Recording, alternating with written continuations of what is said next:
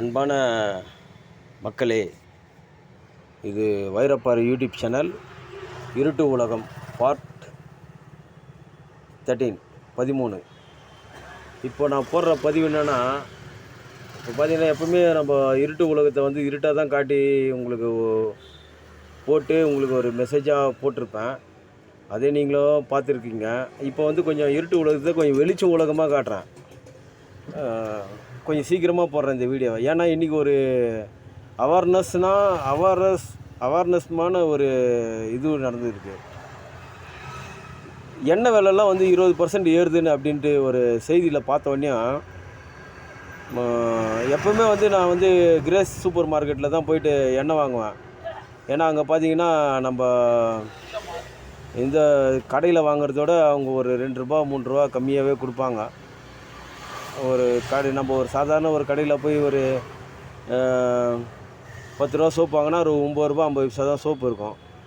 ஏன்னா இருக்கப்பட்டவங்க வாங்குவாங்க, நாங்களாம் இல்லாதப்பட்டவங்கள. அதனால் வந்து அந்தமாரி ஒரு இதில் ஒரு 50 பைசாக்கு மிச்சம் கிடைக்குமே, அந்தமாரி ஒரு இதில் தான் போய்ட்டு நான் வந்து வாங்குவேன்.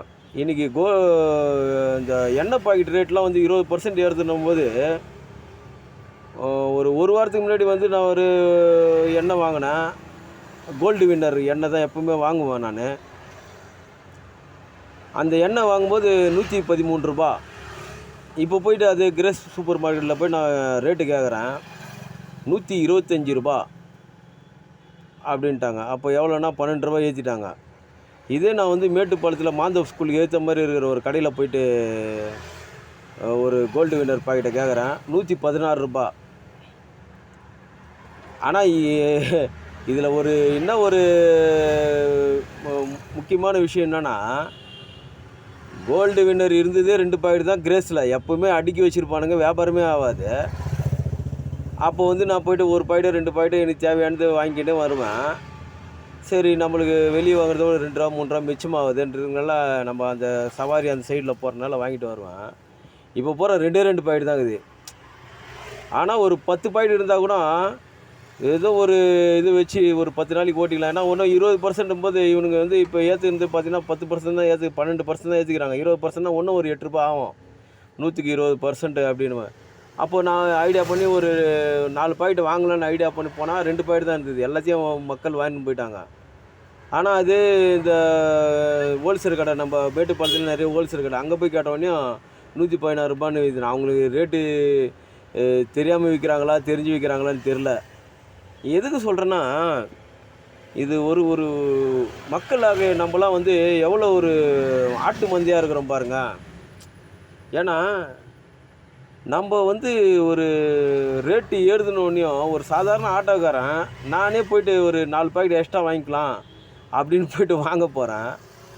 சில குடும்ப தலைவிங்க, என்ன மாதிரி குடும்ப சூழ்நிலையை சுமக்கிற குடும்ப தலைவர்கள், இவங்கெல்லாம் வந்து இந்த யோசித்து பார்த்து போய் அந்த இது வாங்குவாங்க. பணக்காரங்களை விட்டுருங்க, பணக்காரங்க வந்து எவ்வளோ யாருனாலும் வாங்குவாங்க போவாங்க.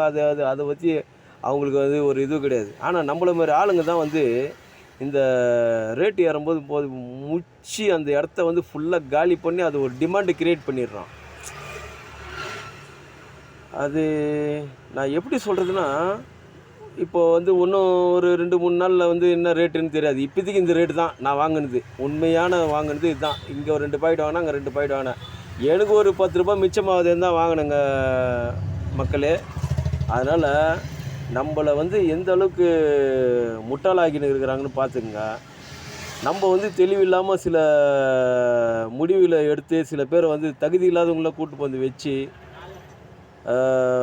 இது பண்ணுறதுனால நம்ம ஆள்றவங்களாம் ஒரு என்னத்தை பண்ணுறாங்கன்னு ஒன்றுமே புரியலைங்க. இந்தமாரி ஒரு விளையாட்டம் எதுக்குங்க? இப்போ கச்சா எண்ணெய் குறைஞ்சிருக்கு, விலையை குறைச்சிட்டாங்களா? பெட்ரோல் விலை, டீசல் விலை, கேஸ் விலைலாம் குறைச்சிட்டாங்களா? அது விலை அப்படியே ஸ்டாண்டர்டாக அதே மெயின்டைன் பண்ணிடுறாங்க. இதுக்கு மட்டும் 20%. ஏன் மக்கள் வந்து போய் அடிச்சு முடிச்சுன்னு அந்த இதுவெல்லாம் பழைய ஸ்டாக்கெல்லாம் காலியாகி புது ஸ்டாக் வரும்போது இதை கூட்டு போய் எங்கே வைக்க போகிறாங்கன்னு தெரில. முடிஞ்சால் இதை லைக் பண்ணுங்கள், நம்ம வைரப்பாறை சேனலை கமெண்ட் பண்ணுங்கள், ஷேர் பண்ணுங்கள். ஏன்னா இது வந்து புது தகவல் வந்து உண்மையான தகவல்லாம் நான் வந்து போடுவேன். இப்போ நீங்கள் நிறைய பேர் கோல்டு வின்னர்லாம் வாங்கியிருப்பீங்க. ஏதோ பூர்ணா ஆயில் வாங்கியிருப்பீங்க. எ ஏதோ ஒரு நம்ம எண்ணெய்க்கே இந்தமாரி அவஸ்தைப்படுறோன்னா, ஒவ்வொரு பொருளும் நல்லா யோசித்து பாருங்கள். அரிசி, பருப்பு, சர்க்கரை, வெல்லம், துணி துவைக்கிற பவுட்ரு, துணி எல்லாமே ஏறி போயிட்டு ஏற்றி விட்டு இவங்க வந்து ஒரு ஒரு அமௌண்ட்டை வந்து கிரியேட் பண்ணி மொத்தமாக எடுத்துக்கணும்னு பார்க்குறாங்களா, மக்களுக்கு இருந்து பிடுங்குறாங்கன்னு பார்க்குறாங்களா? இந்த ஆதார் கார்டுன்னு சொன்னாங்க. ஆதார் கார்டு இன்னையோட முடிஞ்சிச்சு. அதுக்கப்புறம் 50 ரூபா ஃபைனா.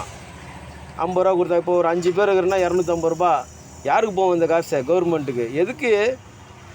ஆதார் கார்டு ஒரு இது பண்ணிட்டியா, இதுக்கப்புறம் நீ இது இன்னொரு 3 மாதம் டைம் கொடுத்துருக்காங்கன்னு நினைக்கிறேன். டிசம்பர் வரைக்கும், டிசம்பர் 14 வரைக்கும் கொடுத்துருக்காங்கன்னு நினைக்கிறேன். அதனால் வந்து உங்களோட கடமையை வந்து இப்போ இன்னைக்கு கூட ஒரு டிஎன்பிஎஸ்சில் எக்ஸாம் நடந்திருக்கு.